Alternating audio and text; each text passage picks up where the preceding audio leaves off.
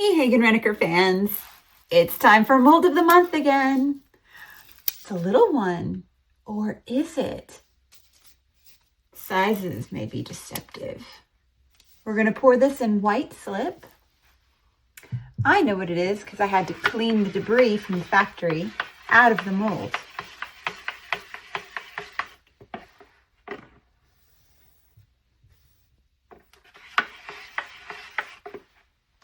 Here we go.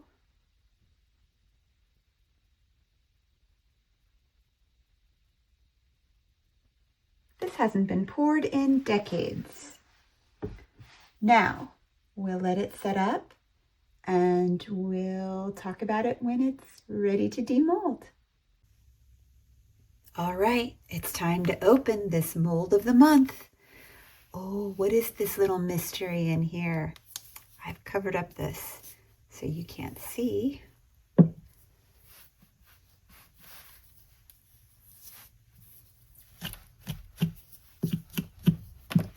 Let's see if we can fettle out this little dry pour hole. Ooh, it's barely moving. So when I demold, it depends upon the design of how early I want to remove the item. This particular item has thin legs and I don't want them to dry out and crack off. So I'm demolding while it's still pretty flexible. The pour hole is sort of my indicator. It's the canary in the coal mine. It tells me just how wet the casting probably still is. I'm going to need to save some of this to make a pour hole plug.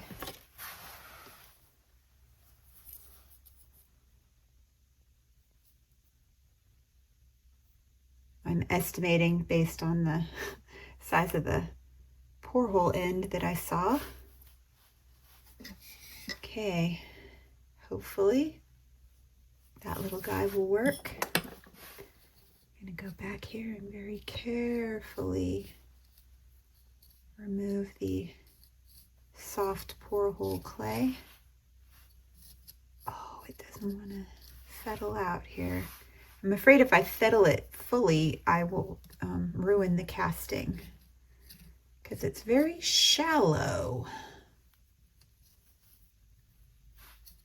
You may think this is a very small mold, but what if I told you this is actually a designer's workshop figure? This is one of the smaller designer workshop items. Designer's workshop, translated into Breyers, is classic size or traditional sized. All right, here we go. Since pour holes pull things downward and hold the figurine in the mold, I'm going to lay it pour hole down.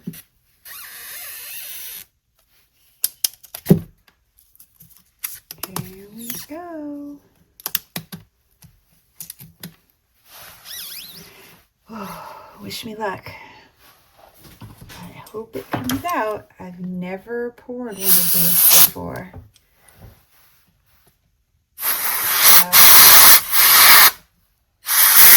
I have no way of knowing if my timing is off. Oh, it's sticking a little bit. That's not a good sign. Oh.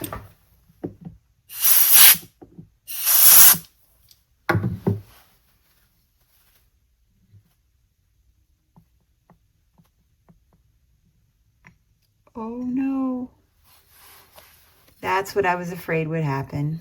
So this is the Edna Designer's Workshop Chick. And as you can see, ridiculously delicate.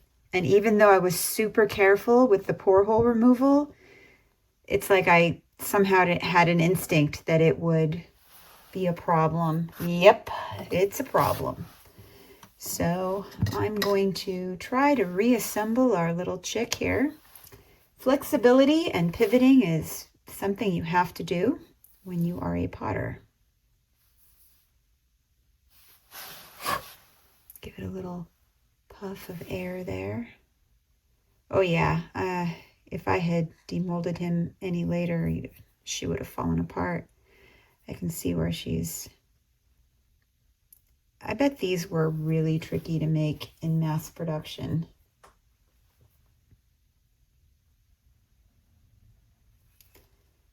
So the interesting thing about this, if you're an HR collector and historian, originally number B618 was credited in the mold book to Helen Perrin Farland as the designer.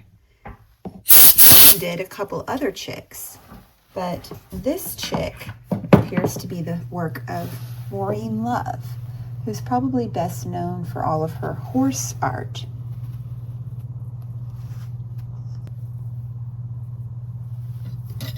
The other interesting thing is, unlike other Hagen-Renaker figurines, the orientation of the head, there's very few examples where the female of a pair has a higher headrest or headset than the male. Edna is one of those. The male is Arthur, the chick, and he has a comb on his head, so you can definitely tell he's the boy of the pair. Come on, Edna. All right, Edna's got her feet mostly. Boy, she does not want to stay right. It's a humbling art, let me tell you. You never get complacent doing pottery. Everything wants to fight you every step of the way.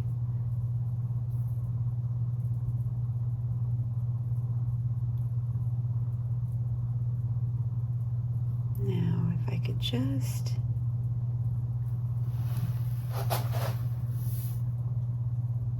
flatten it. Boy, I bet these were hard to ship too.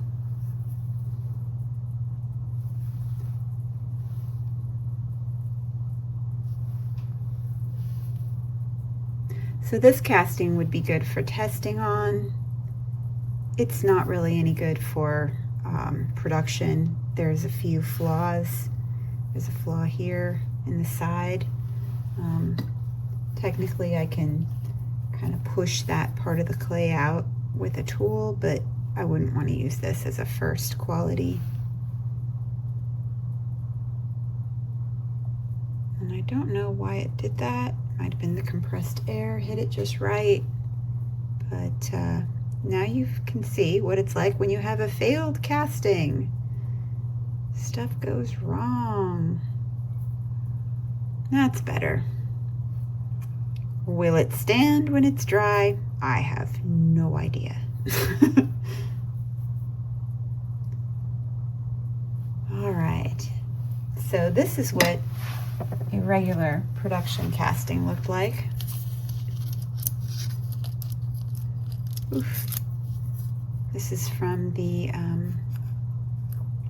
HR factory archives when they were in Encinitas, California.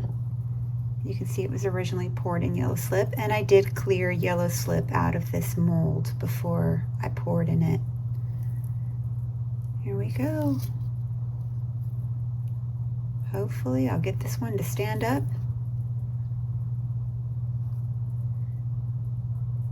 Well, welcome to the world, Edna. And that was our mystery mold today. Postscript, good news. The little Edna casting does stand.